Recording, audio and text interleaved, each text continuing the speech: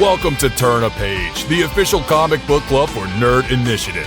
Each week, the NI Bullpen will be covering the world of comics, talking to creators, deep diving into some fantastic stories, and much more. Now let's hand it over to the team and turn a page. And no. Why are we doing this again?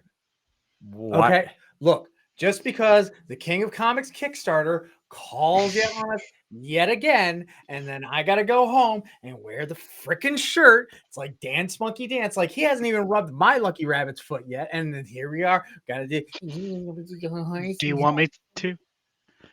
We're live. Yes, we are. Hi. Well, love the haircut. When the King of Comics Kickstarter calls and says he's got time to swing by, the official comic book club for Nerd Initiative, known as Turn a Page, we always pick up that phone. Ladies and gentlemen, please allow us to introduce ourselves. My name is Ken M. You know me as the host of the ODPH podcast. I'm also Nerd Initiative editor-in-chief. To my left, your right. He already kind of stole the intro, but hey, we'll give it to him one more time because it's in his contract. And at your the ODPH studios. My name is Off the Cuff Tom, Nerd Niche's pop culture connoisseur, Ken Allen. Horace. It's always a pleasure. Yes, indeed. Yay! We're doing it. We're back.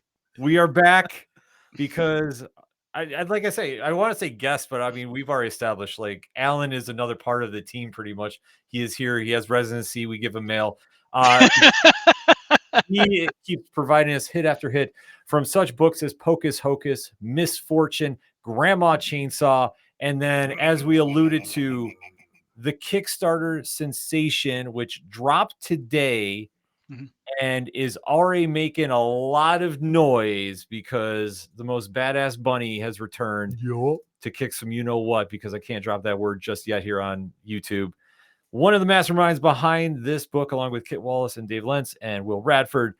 Welcome back to the show, the one, the only, Allen Dunford. Hey, everybody. How we doing? Hi, everybody.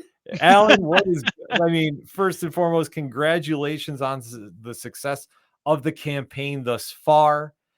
Smashing goal within, what, hours? So we hit goal in 40 minutes. And I didn't even put my money in yet. Yes. And then it's been crazy, man. It's been a upward trajectory ever since. Just people just showing their love for Horus. Like I don't know what else to say. Like it's kind of crazy. Yeah, I mean, but it's a testament to what you and the team have done, because obviously this character has been winning over the audience left and right. And Tom. And Tom, yes, Tom, we know. Only Tom. Yeah. But to kind of walk us through what is going on, in case anybody has not signed up for the Kickstarter previously, what is Horus all about? So Horus in Hell actually spawned from our first series, Pocus Hocus, that I was on here last time for pimping that one out.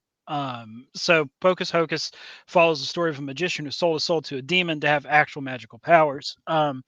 And inside of that world, he has a pink bunny that follows him around, and that's Horus. So we were just kind of milling it around, and people were like, we love Horus. We'd love to see like a little spinoff thing. We're like, yeah, sure. Whatever. We'll see what happens. So we went ahead and made an ash can, and they're like, oh, let's go and just turn it into a full issue. If it does well, awesome. We'll keep it going. If it doesn't do well, we'll end it in 2 issues. And now here we are. We're on issue 3. Yeah.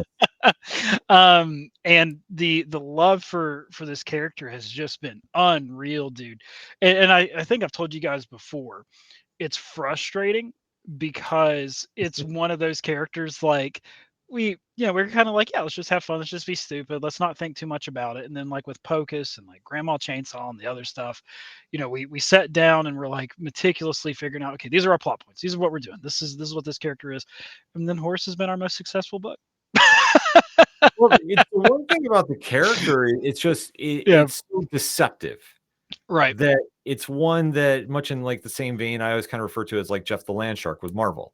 Mhm. Like, it's one that just wins you over on the outside. Then when you dive into the character, there's a lot of, much to enjoy there as well. Yeah. And to see how Horus has spun out of Pocus Hocus and the Pocus verse, Mhm. and now onto his own series, which I mean has just been absolutely wild to think about. Yeah. Yeah. I mean, it goes to show how the audience is, letting you know how much this character is meaning to them, and to really see where they're going with this. I mean, it's phenomenal to watch, and especially every time the Kickstarter comes out, it's just getting larger and larger, and that's only bringing more eyes to more projects that you've done. So since Horus #2 and your last project, I mean, how soon was it that you and Kit decided to go like, okay, let's start planning this out. Let's really get going about this.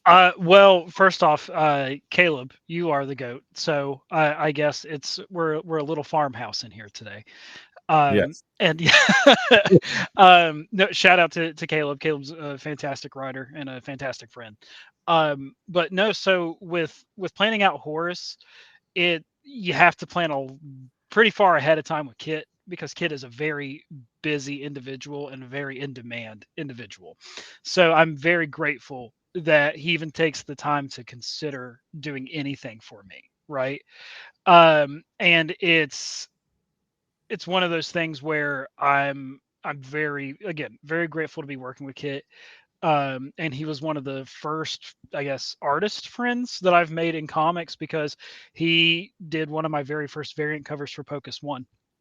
So like, it was cool to get someone of his caliber that actually responded back to me whenever I was first getting started. So I owe him a lot, and I always appreciate the work that he does. But yeah, man, to answer your question again, we have to plan pretty far out, because we've already talked about Horus 4, and whenever we want to go ahead and start that. Yeah, and that's, like I say, that's very impressive to really plan out, because especially there's so much time in between when you initially start plotting out what you're doing to when you start really kind of going into the mode for it. Mhm. How much has changed, would you say, from 2 to 3? I think, and this is going to sound stupid in a way, but it feels like it gets easier, because everyone gets more and more comfortable, because we know exactly where the series is going, and we just kind of want to unleash Kit, right? We don't give too many details. We don't give descriptions on what we really feel like we need, unless we feel like it's imperative to the story. But we just say, Kit, just go nuts, dude.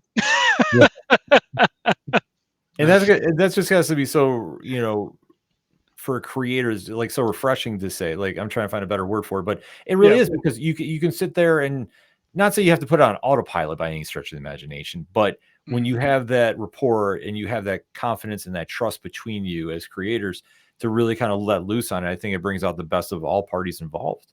Yeah. Well, yeah. No, I mean, like I said too, I think even especially down to like the lettering, right? Like giving Dave freedom to just do whatever he wants to do on those pages, right?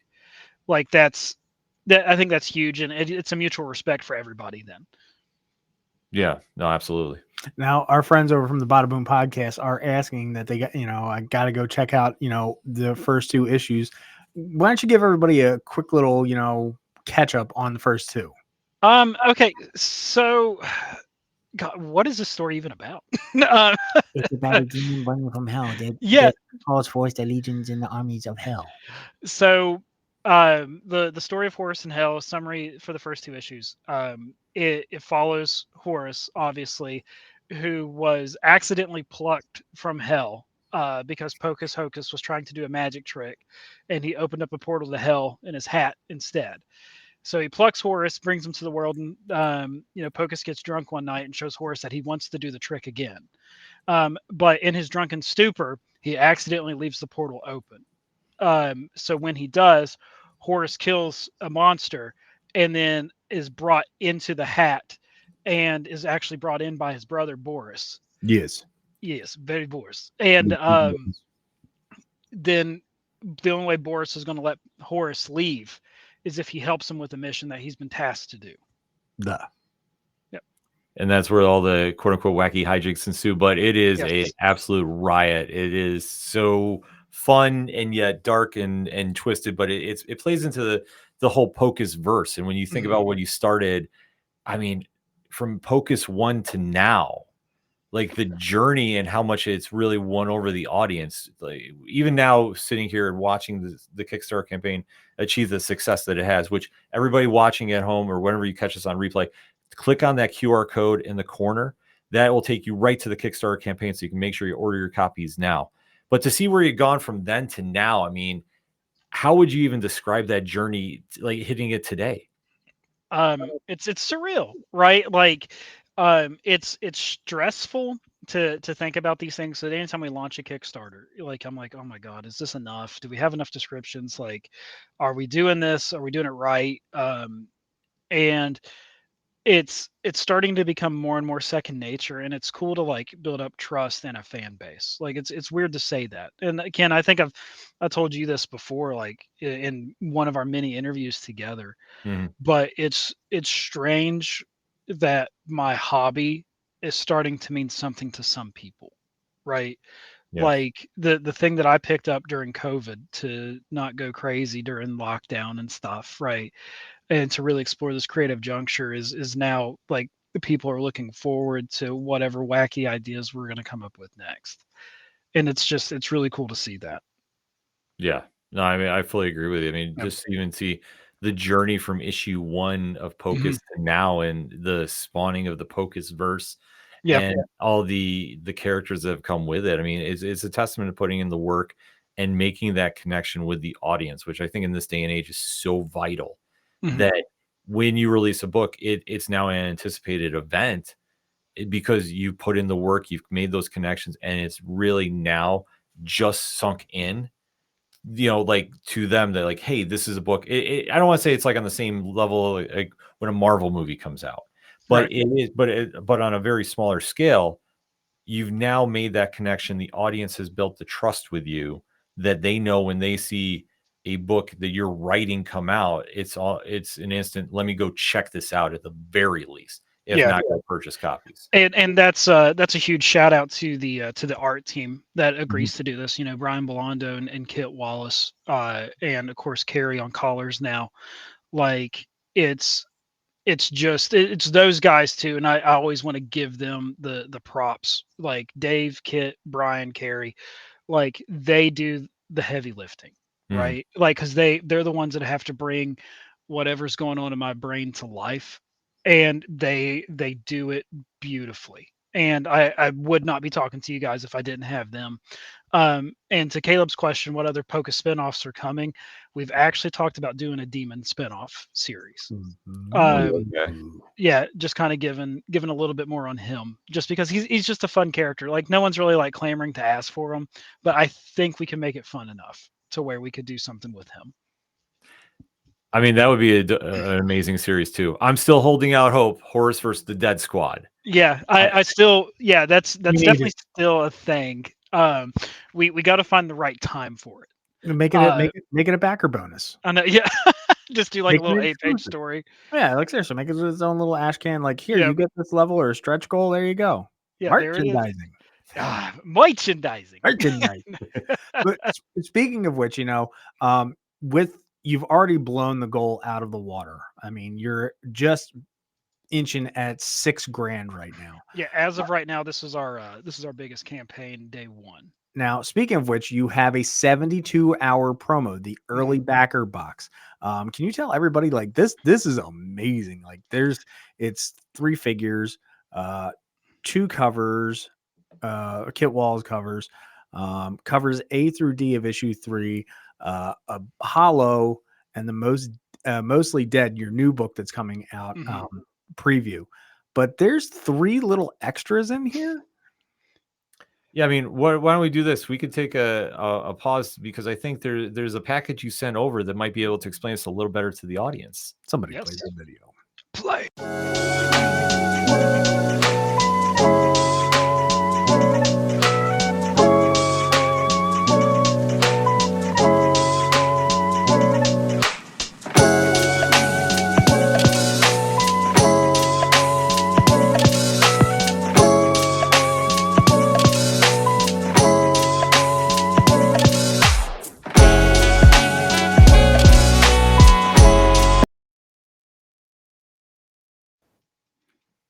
So let's talk about this. Action figures?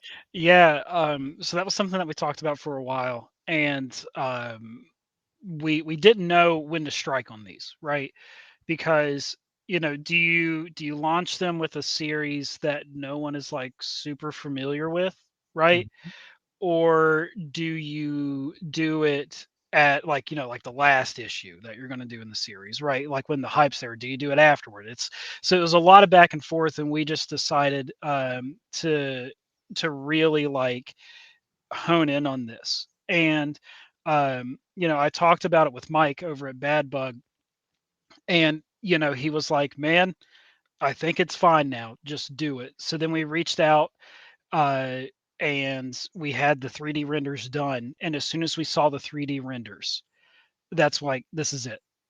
Like I think now's the time. It feels right. They look good. In the initial testing of people that we sent it to in our focus group, it's like, yeah, this looks great, right? Like, would you get this? And then what you guys saw there was the demonstration of how the figures work. So heads are detachable, weapons are removable. So then you can change the different size faces and stuff like that you want. And it was about getting it right. Like these are heavily influenced from like the Disney Doorables, if you guys have seen those. So we initially thought, hey, let's do a blind box, right? But we decided, no, let's just do it this way, because this is going to be easier for everybody to understand what we're doing and why we're doing this, right? But no, man, it's they're awesome. Even like I said, even in the prototype video that everyone just saw, like they just move so fluidly, and they look great, and they have a lot of weight to them too, because they're not 3D printed, they're actually resin figures. Yeah. So yeah, they're good. Yeah, I was gonna say, like, I was completely blown away when I saw him. I was like, wait, finally, because I mean, we've kind of put this on in the world there, that we were hoping we were going to get something like this, Mhm. and now to see it to fruition, like, yeah, they're so detailed.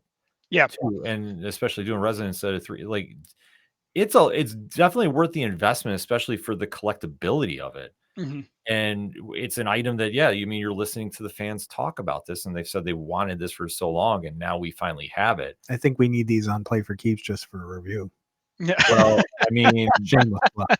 I believe you need to talk to one cell phone wallet keys about that, but we can definitely shoot an email out after the show. But also with this, you have another project that is you're teasing a little bit. Yeah. So it's a book that Kit Wallace and I are doing together. It's called Mostly Dead, and it's about a boy that is in an orphanage, who obviously he wants to bring his parents back, and one day he keeps hearing whispers of something coming from the library inside of the orphanage, and he finds the Book of the Dead, and he's going to use it to bring his family back. But as these things go, there's always a price to pay. Yeah, and you sent over the trailer for it, so why don't we show the audience what this is all about? There was a time when the boy was happy. This was not such a time. And so, the boy became a ward of the state. The orphanage would be his home. They told him he'd be safe. But he did not feel safe. And for a time, that would be life. Chores, class, discipline, day in and day out, month after month, until one day, the secrets behind these walls refused to stay silent. I would call out to the boy. Within my pages, he would find the power to bring his parents back. They could be a family again. Well, mostly.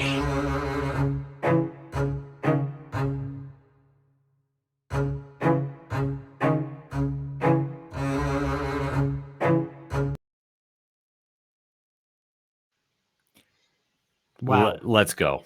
Wow. Yeah. I mean, so how soon were you thinking about doing animation videos for this?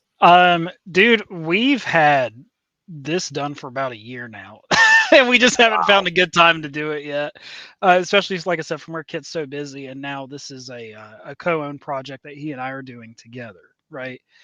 But no, Jared, he's done all of our trailers. He does everything for Bad Bug too. Jared at Prevalent Mind Studios is such an amazing, talented person. Um, not to be biased or anything, No, but that trailer, granted, I love the Horus trailer. So whenever we do show that, I love it. But the Mostly Dead trailer just hits a little different. I think that he really understood the assignment on that one. I just gotta ask, looking at the book in there, are we going to get the Evil Dead reference? Klaatu, Oh, Nada. 100%. My man. Yep. Yeah, 100%. And this is all available now for the Kickstarter campaign too. Yeah. Which, So we just have the ash can on there. Just because of course we're trying to build it up a little early, get some extra funding for it before we actually do go to launch the whole thing. Yeah. And for Kickstarter campaigns too, I know we've talked a little bit off air about this, but how important is the first couple days to a campaign in comparison to the last couple days? I mean, like, God, especially like normally I would say, yeah, like the first like 2 days are like the most important, and like the last 48 hours are the most important, right? And then you have like your insufferable lull period where you're just watching paint dry, right? But so something that especially like Bad Bug is really honed in on this, and I took a page from that stuff and tried it out here.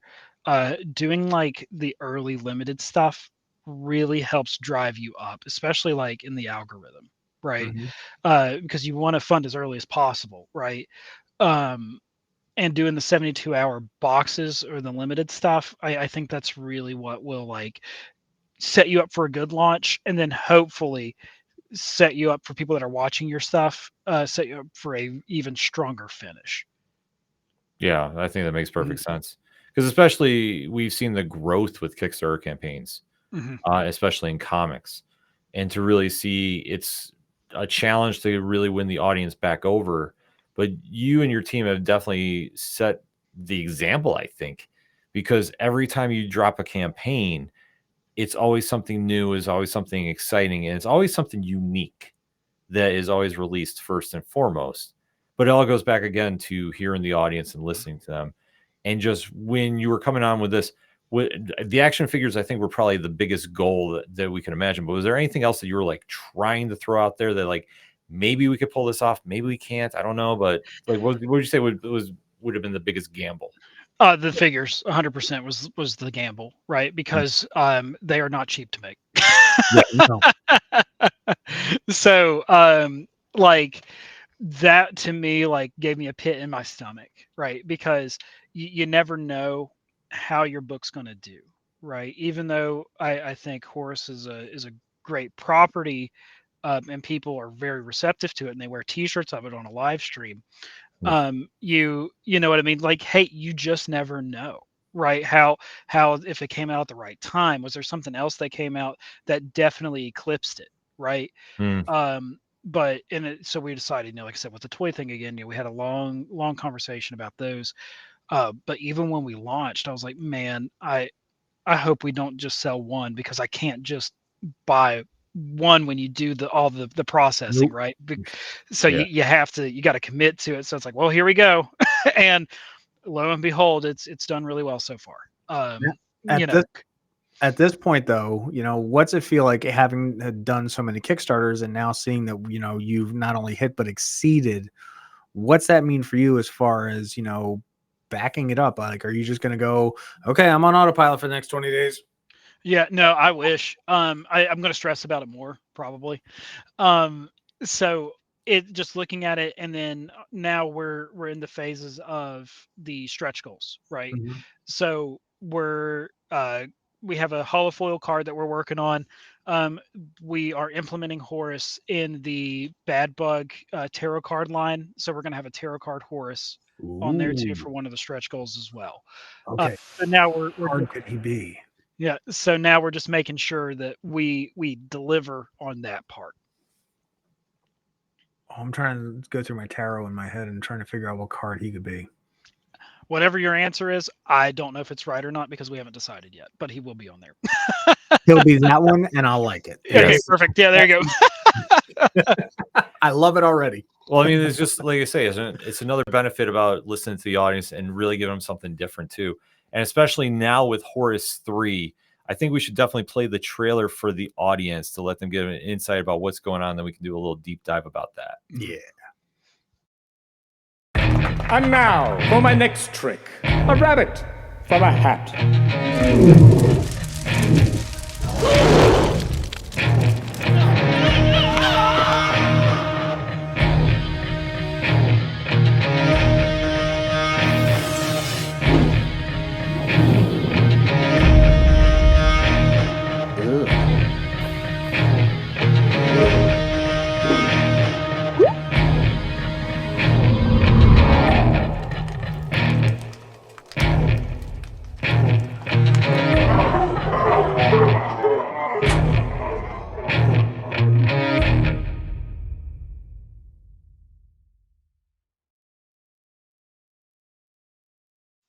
I was going to say, for everybody that's laughing at Horus, I don't think they realized what they were doing. Who is this? Yeah. Jared William Daw. I offered myself up as sacrifice to do the voice. What the heck? Yeah. So Jared, again, Prevalent Mind Studios, he's done great. Fine. Yeah. In-house. I get it. I see how it is. Yeah. But for Horus 3, especially for where you're taking the character, do you want to tease a little bit about issue 3? Yeah. So of course, issue 3, it's all a linear story.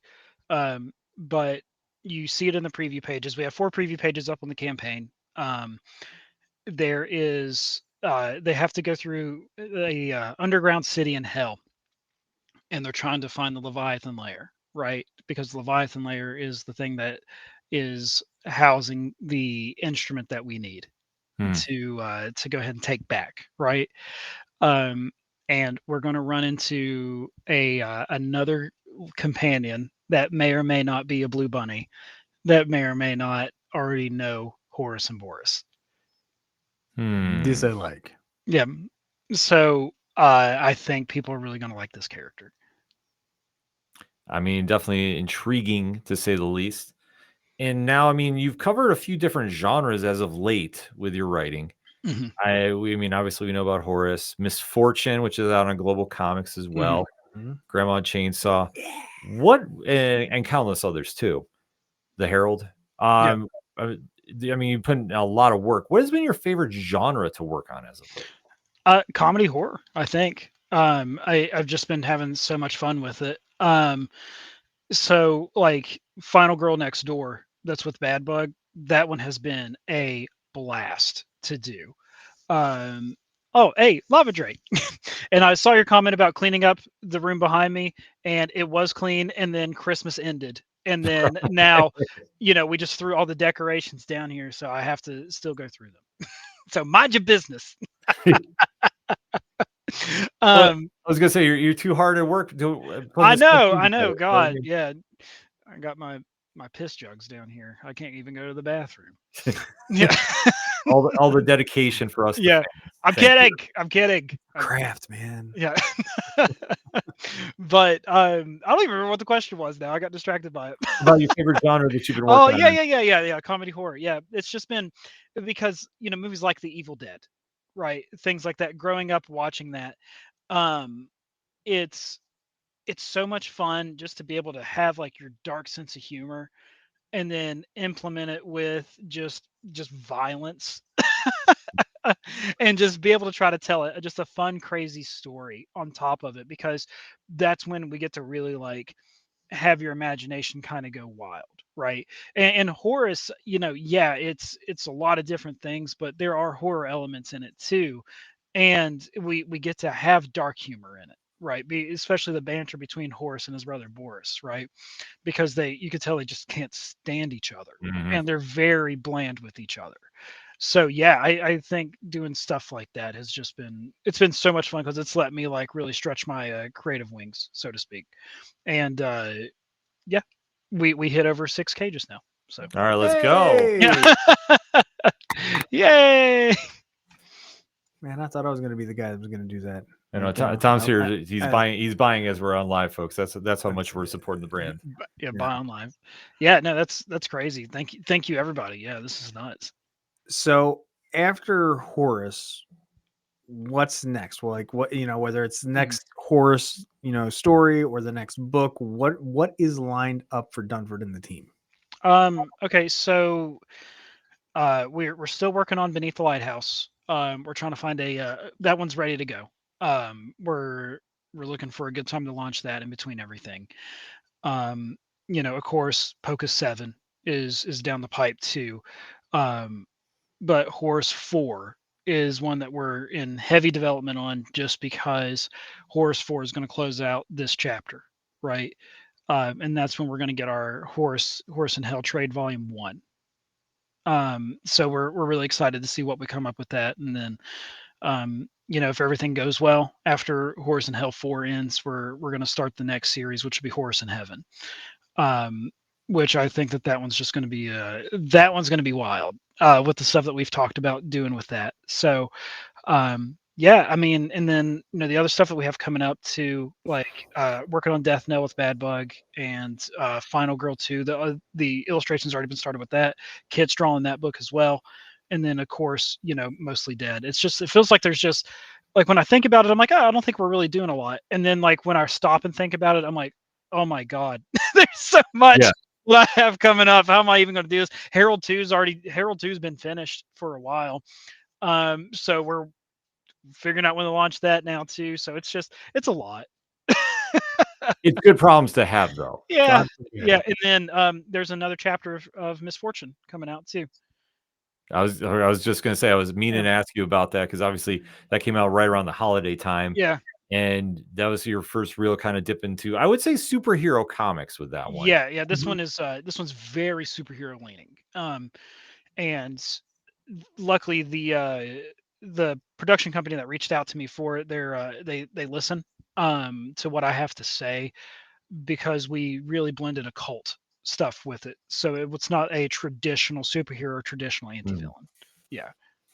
Yeah, I don't like to use the phrase anti-hero, but it's kind of in that genre to a degree, but it's not, when you think of traditional quote unquote anti-heroes, yeah, I would say Misfortune is not exactly there, but kind of teeters around there. Yeah.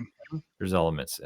But it goes to show about the influence you're getting, because I mean, you've done comedy and horror, you've combined them so well that, yeah, to kind of spread out and sprinkle that into a different genre, I think does help, because we do see the variations of superheroes too, from your Captain America's, Supermans, to your Deadpool, Wolverine, Punishers.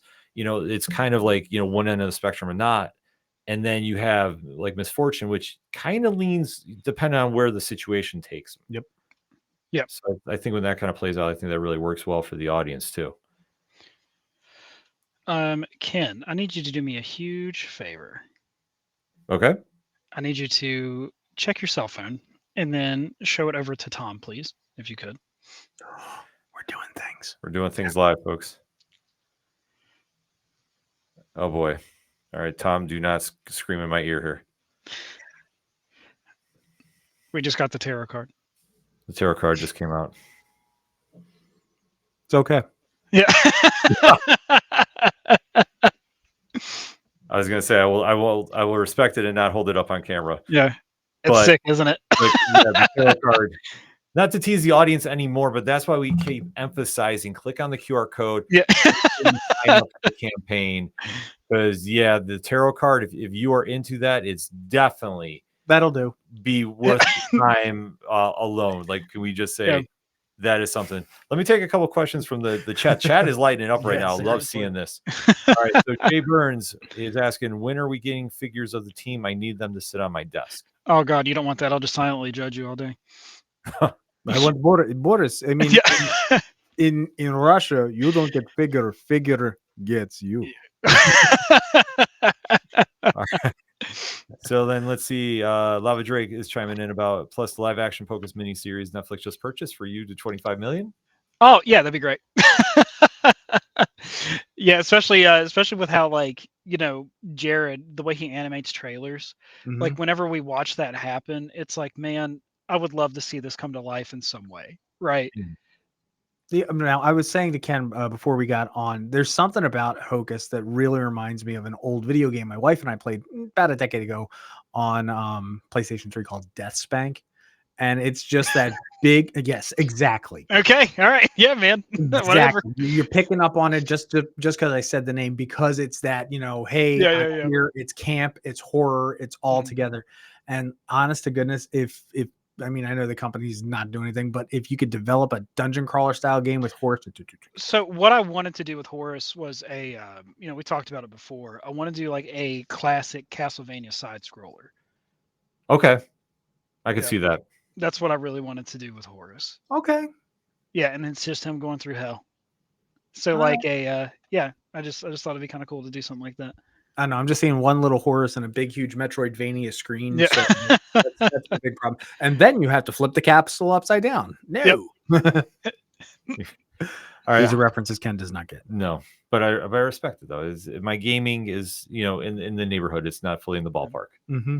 All right. Hydra Asylum Comics is Alan. Is there a genre that you haven't explored that you want to write a story for yet? Rom-com. Man, what would I want to do? I was gonna say like I'd like to really try superhero, but I kind of get that itch now scratched with Misfortune. But Mhm.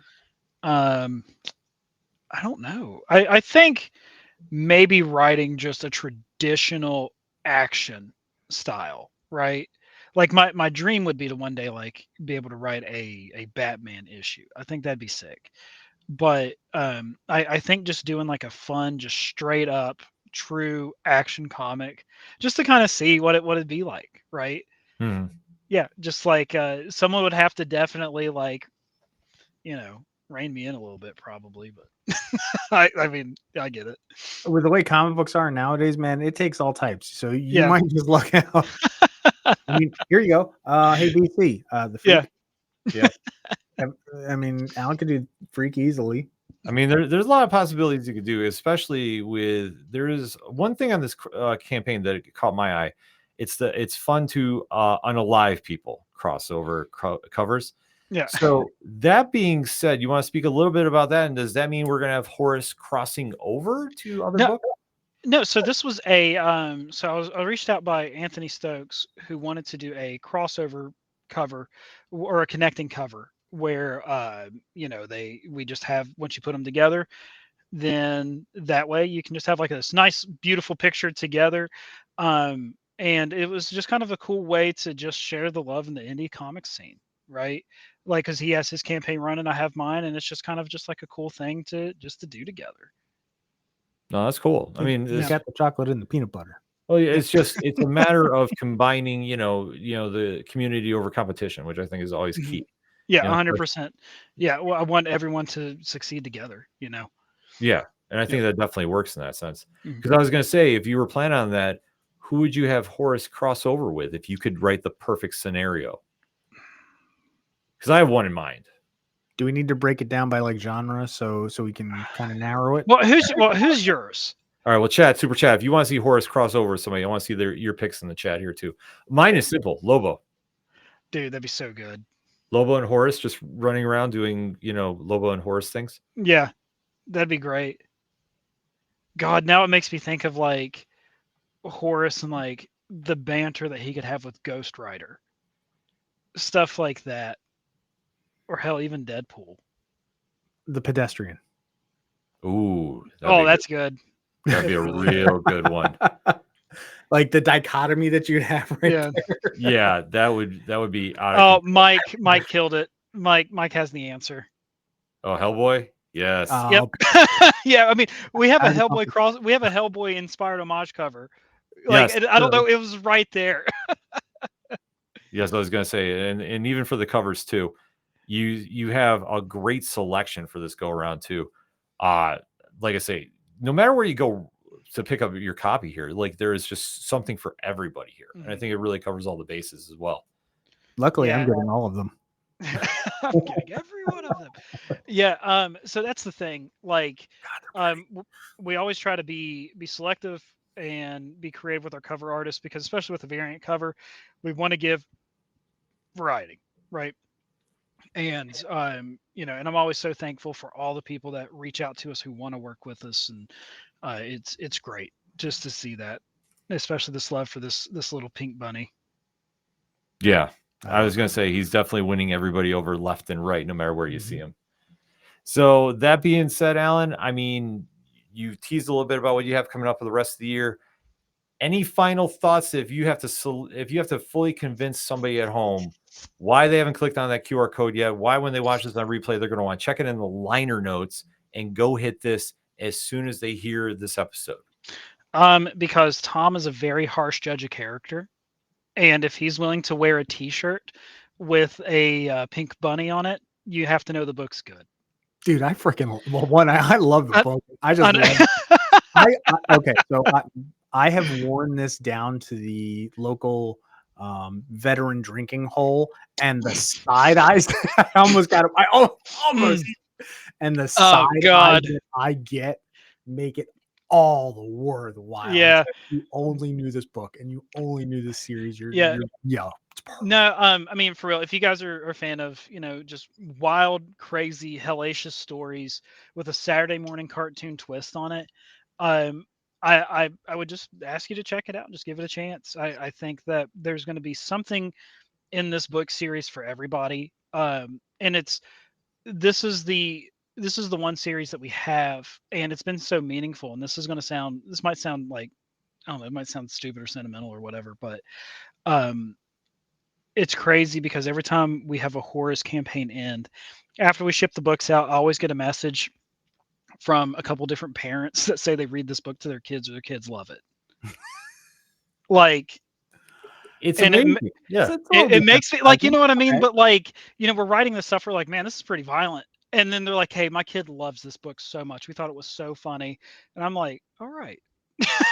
I mean, you're my people. Yeah, you're causing family time, causing family bonding. I mean, you're getting kids to read. Exactly. Yeah, you're real. I mean, it's weird how much that means, like getting those messages, right? So yeah, it's cool. It all goes back to connecting with the audience, and I think that is something that you'll hear me say probably in every single interview I do with you, because I feel that you really know how to connect on that level. Because as we always say, we always start out as fans first. But I think that no matter where you've gone with your journey, especially creating, you've never lost the fan in you. Oh, and not saying anybody else hasn't, but I'm saying like you especially, and getting to know you, like you've always been a fan first, and you always keep that same energy, no matter if a Kickstarter campaign shatters a goal first day or comes out slow, no matter what, you've always had that mentality. And I think that's one thing that carries you through your projects. Right. Well, yeah, I mean, I got to keep a good headspace, and, I always tell myself, stay humble every day. Right. Because, this is still just so new to me, and I know that I wouldn't be here without great people like you guys. Everything that Nerd Initiative's done, Hydrocylon Comics, everything Bad Bug's done. Like, it's just there's just so much like to be thankful for in this, and I just want to just give that positive energy back. Right. Yeah, because I think now more than ever, we all need as much positivity in the world as we can get. Always. Can I throw this one out here since Horus 4 is on it? Can we call it the 4 Horuses of the Apocalypse? Too much. He just left. you made him that mad. I was trying to find the right button to make sure I accidentally didn't leave. That was incredible. I was gonna say I got 2 quick questions and then we'll wrap things up.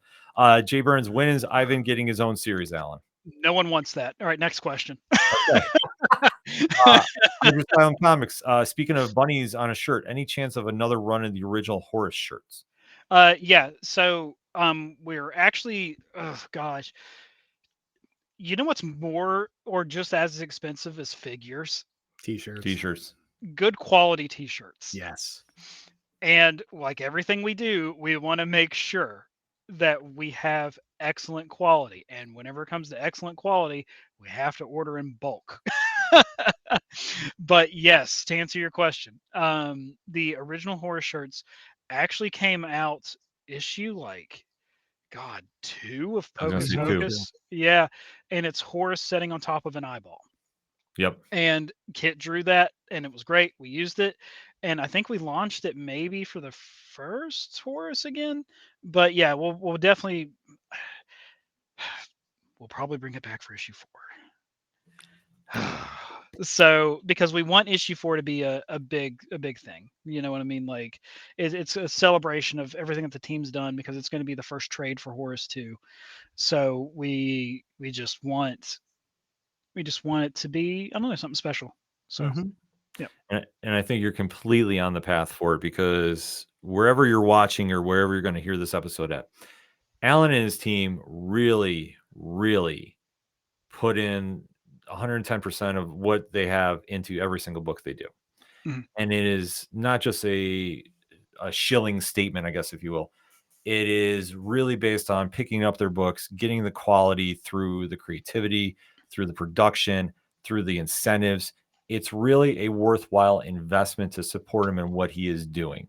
There is no question about this. There's no doubt. There's no, other than being somebody that's had the fortunate pleasure of purchasing them and supporting in that manner. Yeah, you get your money's worth and then some. And this is why you see these books explode on first day, like we have with Horus in Hell. And I can only imagine where we're going in 2025. It's only going higher from here. Yeah, I mean, we're only like 3 weeks in. Yeah.